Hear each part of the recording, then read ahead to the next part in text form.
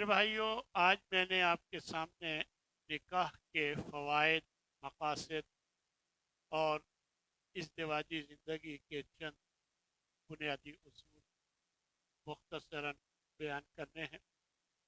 اللہ کا حکم ہے وَأَنكِحُوا الْأَيَامَ مِنکُم، جو بھی بغیر نکاح کے ہیں، چاہے مرد ہیں چاہے عورتیں ہیں، ان کا نکاح کرو۔ جو بھی اس قابل ہیں کہ ان کا نکاح ہونا چاہیے، ان کا نکاح کرو۔ آگے فرمایا ان یکونوا فقراء، اگر وہ غریب ہوں گے، یعنی غربت کی وجہ سے نکاح سے پیچھے مت رہو۔ اگر وہ غریب ہوں گے، محتاج ہوں گے، یغنیہم اللہ من فضلہ، اسی نکاح کی بدولت اللہ ان کو غنی کر دے گا اپنے فضل، لہذا ان کے نکاح کرو۔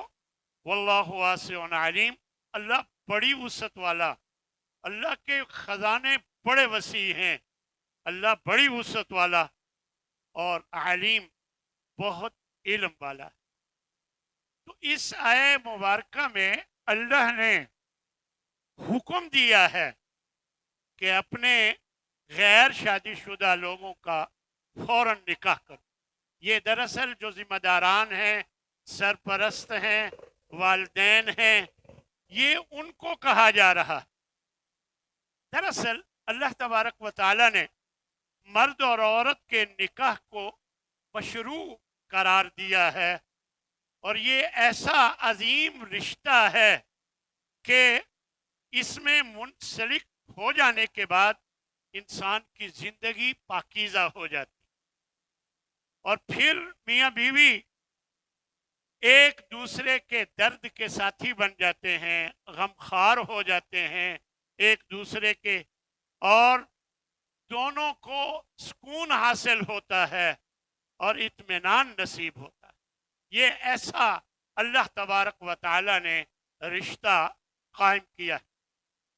نبی کریم صلی اللہ علیہ وسلم ارشاد فرماتے ہیں ایو امرأۃ نکحت بغیر اذن ولیہا، جو عورت اپنے ولی کی اجازت کے بغیر نکاح کرتی ہے، فنکاحها باطل، فنکاحها باطل، فنکاحها باطل، 3 مرتبہ آپ نے فرمایا اس کا نکاح باطل ہے، کوئی نکاح نہیں جو اپنے ولی کی اجازت کے بغیر، خود جا کر عدالت میں ولی موجود ہے اور اس کے باوجود وہ ان کی اجازت کے بغیر وہ خود نکاح کر لیتی ہے، تو اس کا نکاح باطل ہے۔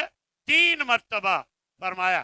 دراصل شریعت فحاشی کا ہر قسم کا دروازہ بند کرنا چاہتی، اس وجہ سے یہ حکم دیا گیا کہ ہر عورت جو منہ اٹھائے اور جس سے مرضی جا کر نکاح کر لے، ماں باپ کو پتہ بھی نہ ہو، تو اس طرح کی اجازت شریعت قطعاً نہیں دے۔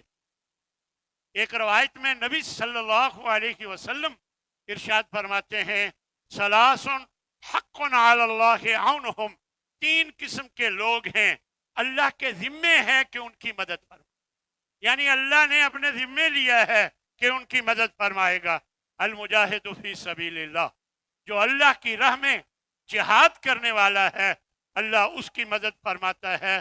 اور والمکاتب الذی یرید الادا، وہ غلام جو کچھ دے کر آزاد ہونا چاہتا ہے، تو اللہ اس کے لیے بھی آسانی پیدا فرماتا ہے اور اس کو بھی اللہ اس کی بھی مدد فرماتا ہے۔ اور تیسرے نمبر پر فرمایا والناکح الذی یرید العفاف، جو نکاح کرنے والا اپنی پاک دامنی کی فکر مندی کے لیے وہ نکاح کرتا ہے، فرمایا اللہ اس کی بھی مدد فرماتا ہے۔ آپ ارادہ کریں، یہ نہ دیکھیں کہ میرے پاس کچھ نہیں ہے، آپ ارادہ کریں، دیکھیں اللہ کیسے آسانیاں پیدا فرماتا ہے اور کیسے راستے اللہ تبارک و تعالی کھول دیتا ہے۔ بہت سے لوگ اپنی بیٹیوں کے رشتے صرف اس وجہ سے نہیں کرتے کہ کچھ ہو تو کریں۔ دیکھیں جو ہے وہ آپ دے سکتے ہیں دے دیں، باقی بعد میں پوری زندگی پڑی ہے دیتے رہے۔ یہ کہ آپ اس وجہ سے روکے رکھیں معاملے کو، بہت سے لوگ دور کی وجہ سے رشتے نہیں کرتے. رشتہ آیا ہے کراچی کا ہے تو میری بیٹی اتنی دور جائے، میں نہیں اس کے لیے تیار. بہت اچھا دیندار رشتہ ہے لیکن نہیں کرتا. اور وہی بندہ جب اس کے پاس کسی امریکہ کے بندے کا رشتہ آ جائے، جیسے امریکہ کراچی سے زیادہ قریب، فوراً تیار ہو جاتا. دراصل کیا ہے کہ ہمارے سامنے دنیا داری ہے. ہم نے اپنے آپ کو دنیا دار بنا لیا ہے. ہمیں صرف دنیا نظر آتی ہے، جبکہ نبی کریم صلی اللہ علیہ وسلم کا یہ حکم ہے کہ آپ دین کو آگے رکھیں. تو میرے بھائیوں، یہ جو نکاح ہے یہ انبیاء اور رسل کی سنت ہے. وَلَقَدْ أَرْسَلْنَا رُسُلًا مِّن قَبْلِكَ وَجَعَلْنَا لَهُمْ أَزْوَاجًا وَذُرِّيَّةً. ہم نے جتنے بھی نبی آپ سے پہلے بھیجے ان کی بیویاں بھی تھیں، ان کی اولاد بھی تھی. یہ سنت ہے انبیاء اور رسل. النکاح من سنتی فمن رغب عن سنتی فلیس منی. لیکن نبی ارشاد فرماتے ہیں نکاح میرا طریقہ ہے، میری سنت ہے، تو جو میری سنت سے بے رغبتی کرے گا اس کا مجھ سے کوئی تعلق. نبی صلی اللہ علیہ وسلم کے گھر میں 3 لوگ جب آئے تھے تو ان تینوں نے نبی صلی اللہ علیہ وسلم کی عبادت کے بارے میں پوچھا. آپ کو بتایا گیا، ان کو بتایا گیا، گھر والوں نے بتایا. پھر ان میں سے ایک کہنے لگا میں تو ہمیشہ ہی روزہ رکھا کروں. دوسرا کہنے لگا میں ہمیشہ ہی رات بھر قیام کیا کروں. تیسرا کہنے لگا میں شادی بالکل نہیں کروں گا، یہ شادی جنجال ہے، بچے بیوی آ جاتے ہیں، اللہ کی عبادت میں رکاوٹ ہوگی.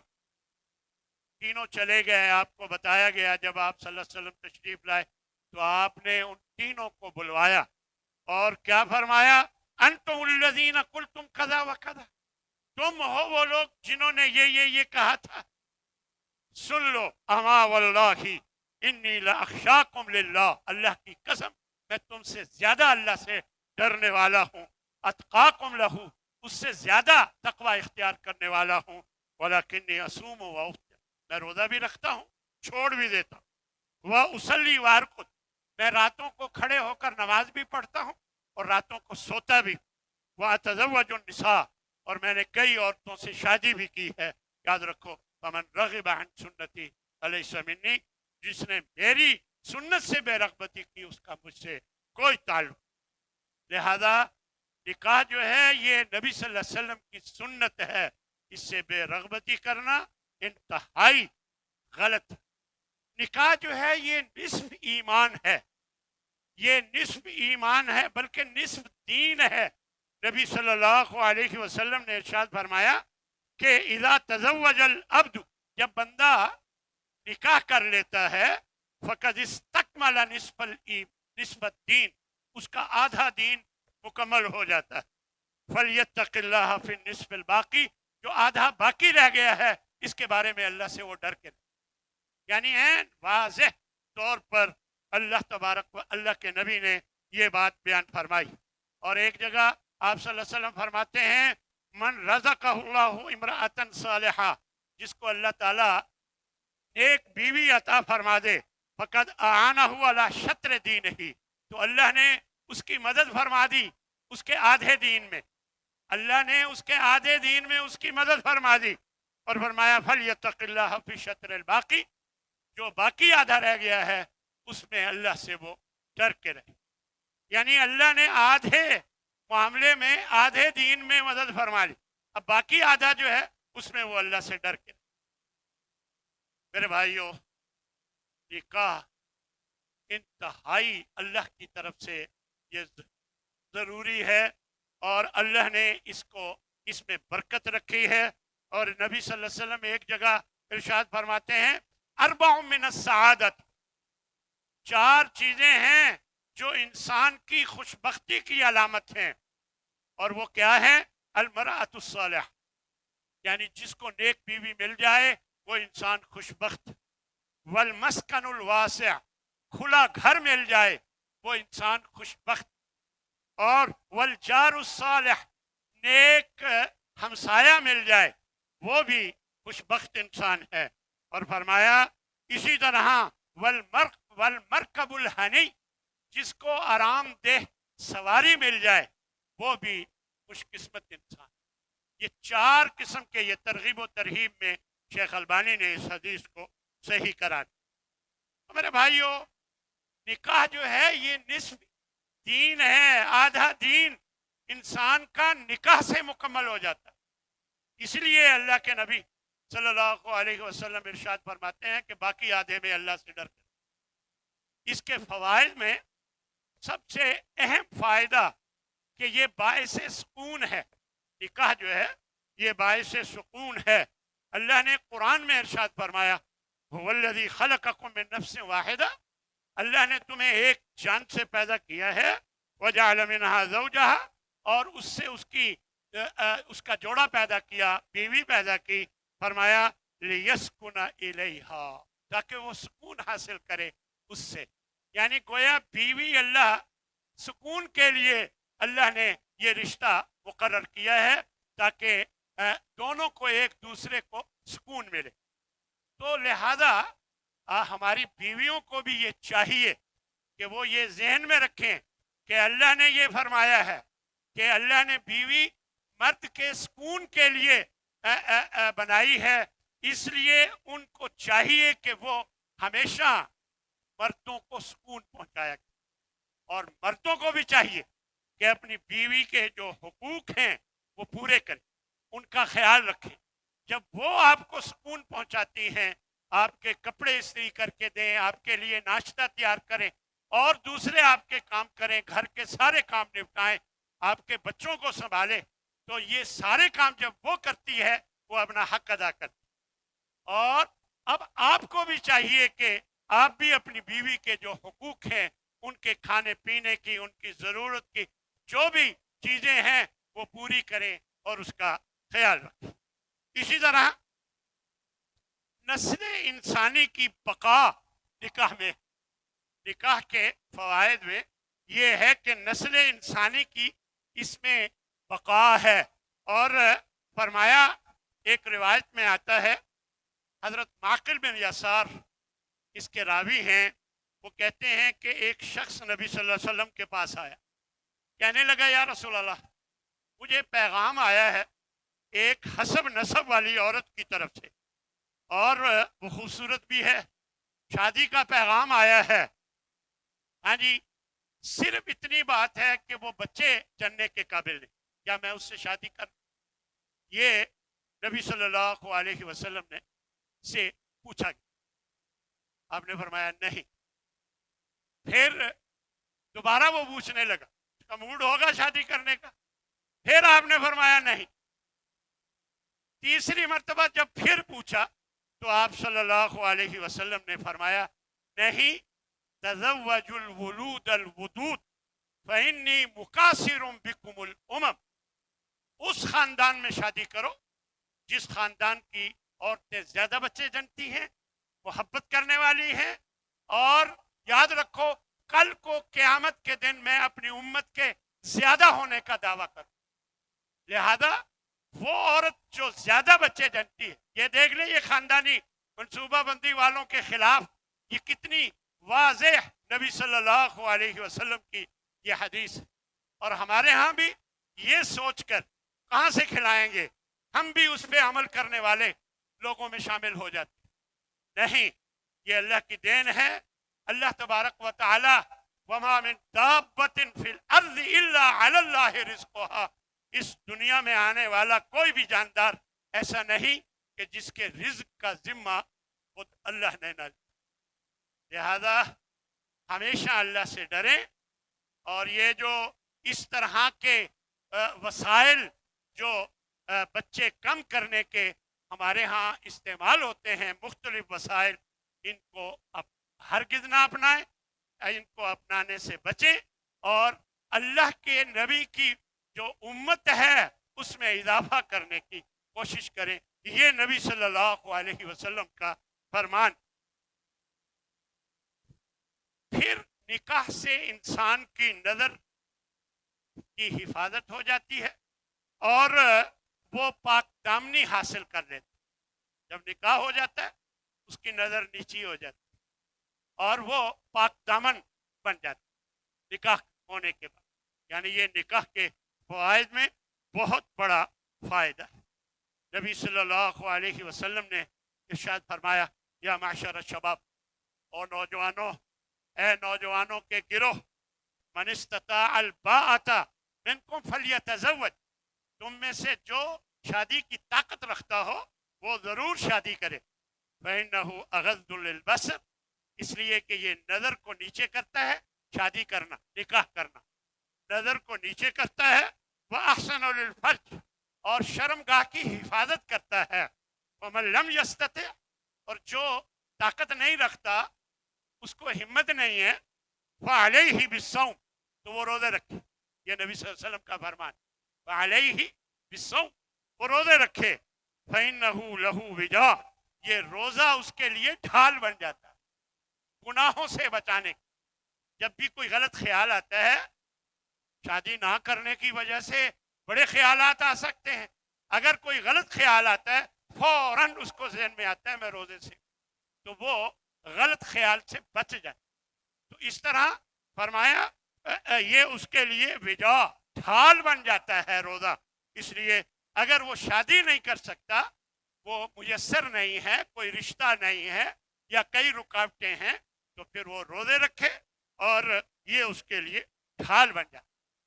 پھر نکاح جو ہے یہ اللہ اور اس کے رسول کی فرما برداری بھی ہے. میں انشاءاللہ کیونکہ ایک بے ہنگم رش کی وجہ سے میں لیٹ ہو گیا، میں آپ کا وقت زیادہ نہیں لوں گا اپنی وجہ سے.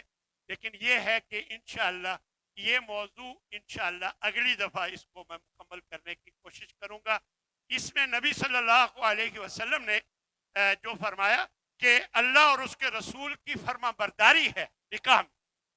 اور ایک موقع پر آپ صلی اللہ علیہ وسلم نے فرمایا وفی بُضْعِ أَحَدِكُمْ صدقہ، آپ کے میاں بیوی کا جو ملنا ہے آپس میں یہ بھی صدقہ ہے، اس کا بھی آپ کو اجر ملے گا، صدقے کا اجر. قالوا یا رسول اللہ، صحابہ حیران ہو کر پوچھنے لگے کہ اے اللہ کے رسول، یاتی احدنا شہوتہ، ایک شخص اپنی شہوت پوری کرتا ہے تو یکون لہو فیہا اجر، کیا اس میں بھی اسے اجر ملتا ہے؟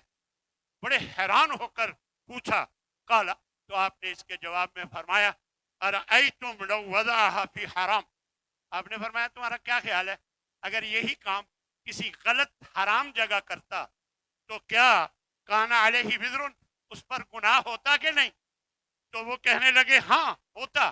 تو آپ نے فرمایا کذالک اذا وضع فی الحلال کان لہ اجر، اب کیونکہ اس نے یہ حلال کام کیا ہے اس لیے اس کو اس کا اجر ملا. اس لیے میرے بھائیوں اچھی طرح ہمیں سمجھ لینا چاہیے کہ اللہ تبارک و تعالی نے یہ نکاح کو لازم قرار دیا ہے اور ہمیں کوشش کرنی چاہیے کہ ہم اپنے بچوں کے نکاح میں، شادی کرنے میں لیٹ نہ کریں. تاخیر کسی صورت مناسب نہیں.